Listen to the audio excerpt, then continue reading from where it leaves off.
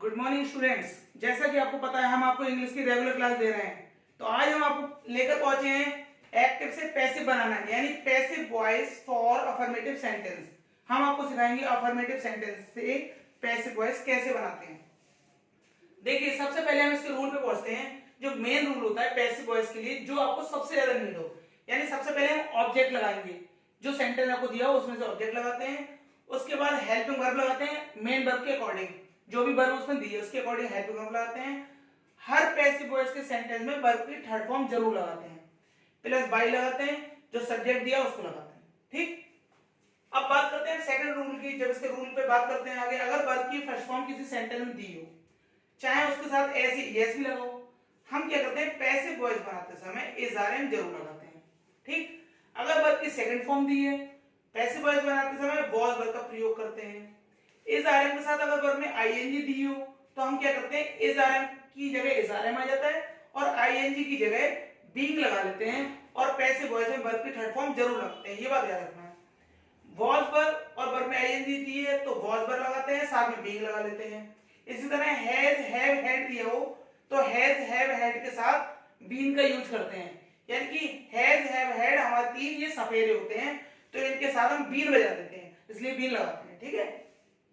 अगर हमारे पास बिल या शैल दिया हो तो इनके साथ बी का यूज करते हैं, बिल या शैल ऐसे आ जाते हैं, साथ में बी लगाते हैं। बिल और शैल के साथ अगर हैव दिया हो तो बिल शैल के साथ हैव के बाद बीन लगा देते हैं। ठीक है। अगर कोई मॉडल वर्ब दी हो, मॉडल वर्ब मतलब can, could, may, might, must, ought to, should, would, इस तरह से कोई भी मॉडल वर्ब दी हो तो हम मॉडल वर्ब ऐसे लिख देते हैं, साथ में बी लगा देते हैं। ठीक है। ये दो रूल हो गए। अब रूल नंबर 3 की बात करें, अगर सब्जेक्ट हमारा आई दिया हो तो उसे ऑब्जेक्ट में ले जाकर मी लिख देते हैं। ऐसी मी हमारे पास सेंटेंस दिया हो तो उसको सब्जेक्ट बना लेते हैं, आई लिख देते हैं।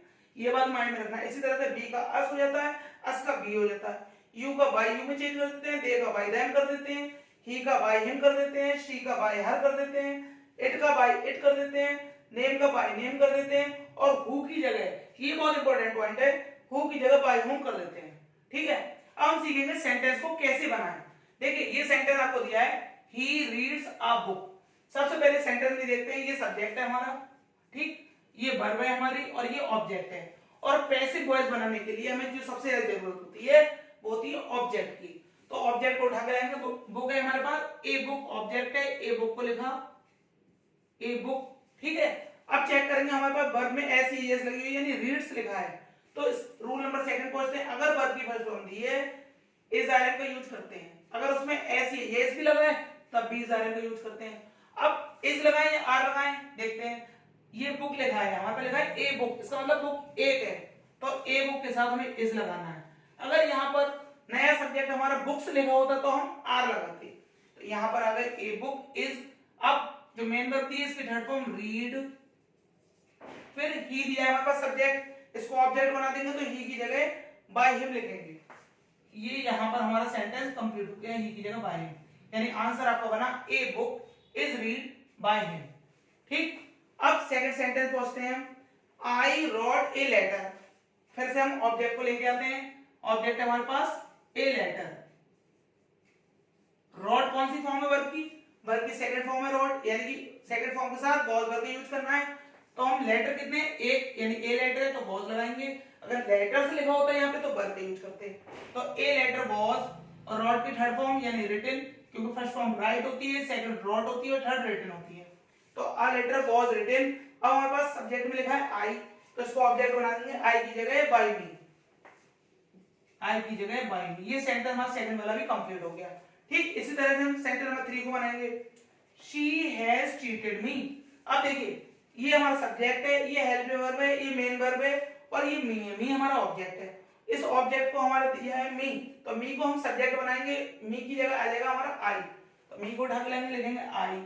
अब हैज हैव का रूल क्या है, देखिए, हैज हैव हैड अगर आ जाए तो इनके साथ बी का यूज करते हैं, लेकिन ये चेक करना पड़ता है हमें, हमारे पास आई है, आई के साथ हैज आता है, नहीं आता है। आई के साथ हम हैव लगाते हैं तो आई हैव, फिर हैज हैव हैड के साथ बीन का यूज करते हैं, इसे बीन लगाएंगे, आई हैव बीन।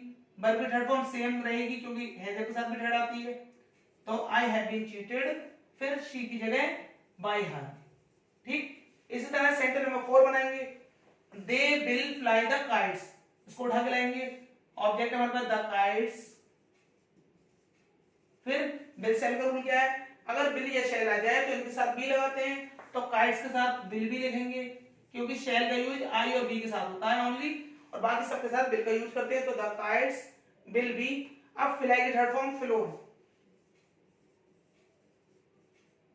फिर दे की जगह दे को चेंज करेंगे बाई देन, देगा बाई देन।